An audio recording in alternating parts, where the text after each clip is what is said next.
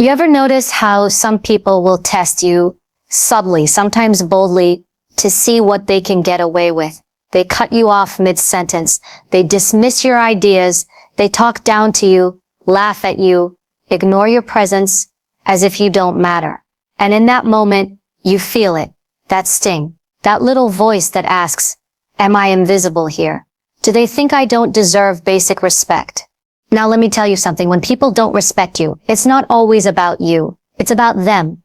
But here's the catch. The way you handle it, the way you stand in that moment determines everything. Because disrespect, if you don't confront it, if you don't manage it, will not only repeat itself, it will grow.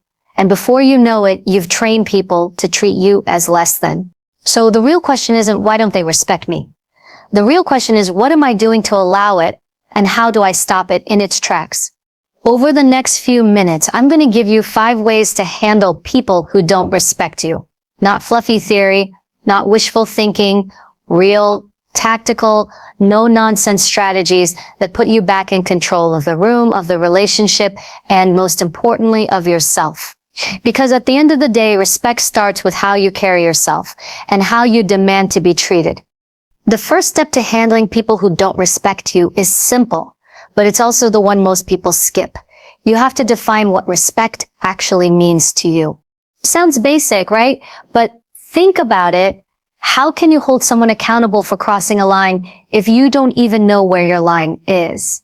Most people walk through life with blurry boundaries.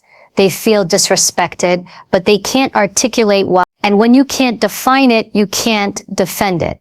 Respect isn't universal. What feels disrespectful to you might not even register to someone else. For example, maybe you value being listened to without interruption. Maybe you consider it disrespectful when someone raises their voice. Or maybe it's when someone constantly dismisses your time as if it has no value. The point is, if you haven't set that standard for yourself, people will set it for you. And usually they'll set it to their benefit, not yours. I'll give you an example. I once worked with someone who constantly cut me off in meetings. At first I brushed it off. I thought, okay, maybe they're just excited. Maybe I'm overreacting. But here's the reality. Every time I allowed it, I was sending this silent message. It's okay. You can interrupt me. My voice isn't as important as yours. And once you send that message, guess what? They believe you. They keep doing it.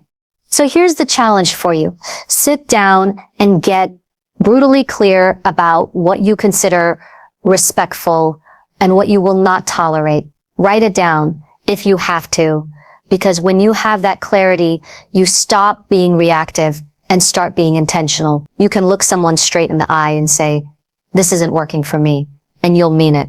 Without that clarity, you're just fighting shadows. But with it, you've got a solid foundation. And when the foundation is strong, everything you build on top of it, your confidence, your boundaries, your relationships becomes unshakable.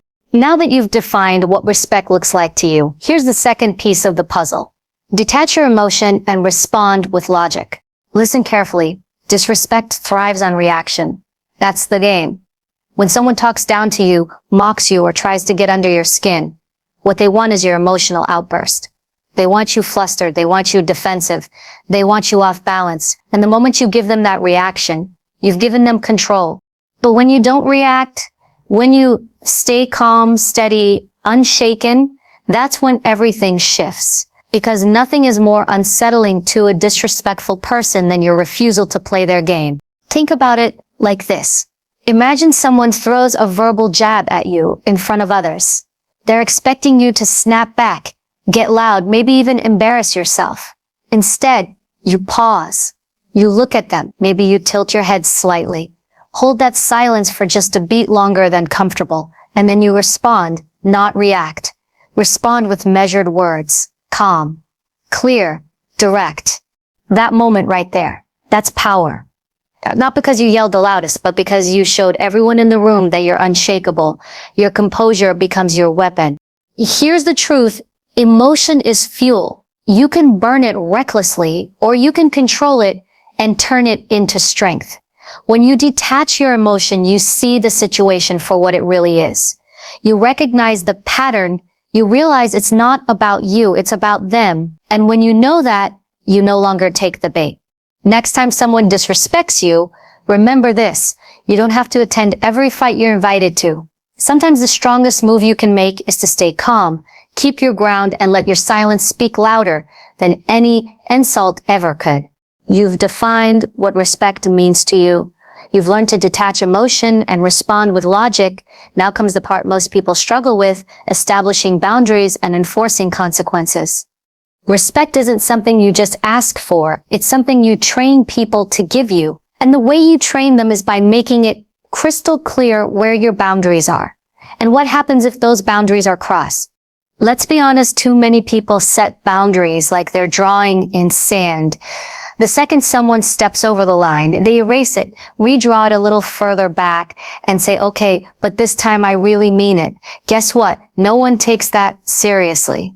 And why should they? You've shown them your words are empty. So here's the hard truth. A boundary without consequence is just a suggestion. And people don't respect suggestions, they respect standards. I'll give you an example. Let's say you have a colleague who constantly interrupts you in meetings. You've already defined that as disrespectful. You've stayed calm, detached, and addressed it directly. Hold on, let me finish my thought first. That's your boundary. Now, if they keep doing it, you don't just let it slide.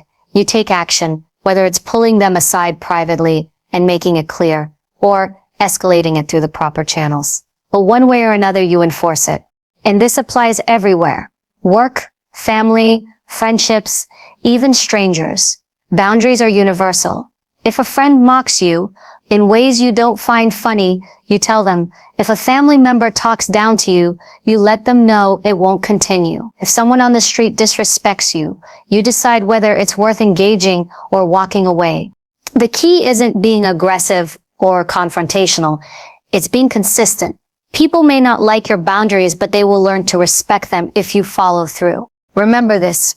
Every time you enforce a boundary, you teach people how to treat you. Every time you fail to enforce it, you teach them the exact same thing.